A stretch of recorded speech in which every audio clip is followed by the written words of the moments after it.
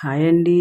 Brown bread తోటి bread pizza అంటే healthy వేలో బ్రెడ్ జామ్ లాగా కాకుండా హెల్తీ వేలో బ్రౌన్ బ్రెడ్ తోటి ఈ ఐటమ్స్ తోటి చేసేద్దాం. వచ్చేయండి. దీనికి 2 ఎగ్స్, ఒక ఎగ్ అయినా పర్లేదు, 1 cup sweet corn, 4 brown bread pieces.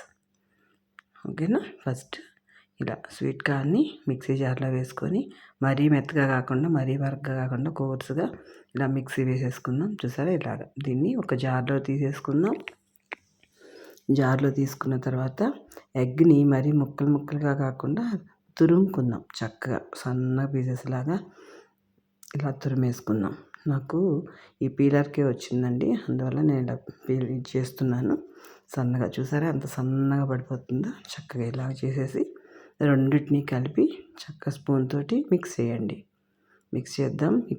Mix చేశాక 1 స్పూన్, చిన్న స్పూనుడు పెప్పర్ పౌడర్ని యాడ్ చేద్దాం.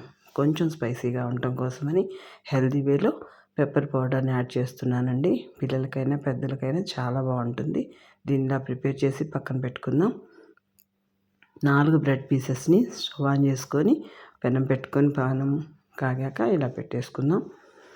మరీ ఎక్కువ మంట అక్కర్లేదండి, లైట్గా వేగితే సరిపోతుంది. ఇలా పెట్టి సెకండ్ వైపుకి టర్న్ చేద్దాం. టర్న్ చేశాక లైట్గా నెయ్యి వేద్దాం, ఎందుకంటే పచ్చి వాసన పోయి కొంచెం స్పైసీ తింటే బాగుంటుంది, చక్కగా ఫ్రెష్ అనిపిస్తుంది.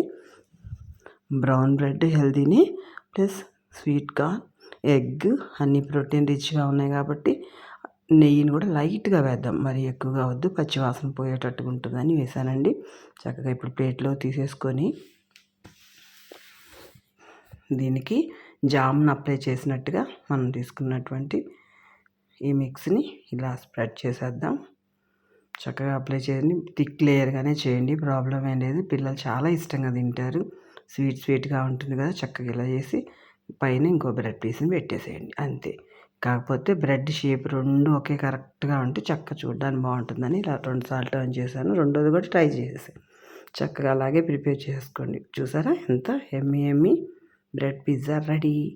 మీరు కూడా ట్రై చేస్తారు కదా, తప్పనిసరిగా పిల్లలకి పెద్దలకి చాలా బాగుంటుంది.